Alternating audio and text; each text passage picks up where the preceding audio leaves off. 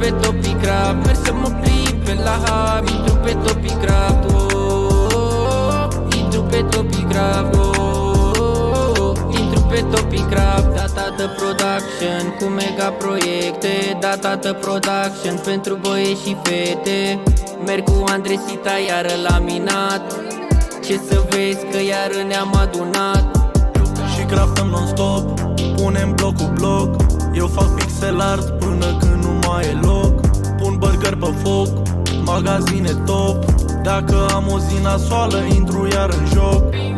Legendar, casă din zăpadă. Legendar, m-am mutat pe parcă. Magazinul Sconx e acum pe Topicraft.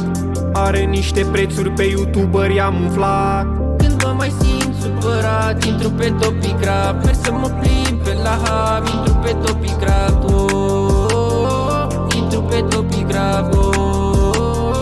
Intru pe Topicraft. Gani, gani, gani, prieteni cu dușmanii.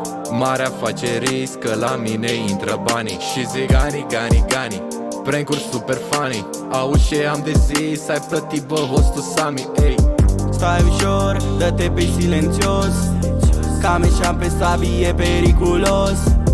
Fac farser, mă tăvălesc pe jos. Ai silent, băiatul prețios. Tipă ping, la mine pe Discord. Să fac thumbnail-uri mai bune dacă pot. Așa sunt eu, ștou meu de mexican. Îmi place viața, vreau să fie totul fun. Când mă mai simt supărat, intru pe Topicraft. Merg să mă plimb pe la hub, intru pe Topicraft. Intru pe Topicraft. Intru pe Topicraft. Undeva departe, e o casă în munte. Bobo Spider frate, am trecut prin multe. Sap o groapă pe YouTuber, îi trolez. Îmi fac village într-o mină, mă distrez. Sinner bro, ai grijă că mă bag. Nu merg la mec, am KFC aici în hub. Spinner bro, un live adevărat. Mai fac o nuntă chiar aici pe Topicraft. Când mă mai simt supărat, intru pe Topicraft. Merg să mă plimb pe la hub, intru pe Topicraft. Intru pe Topicraft.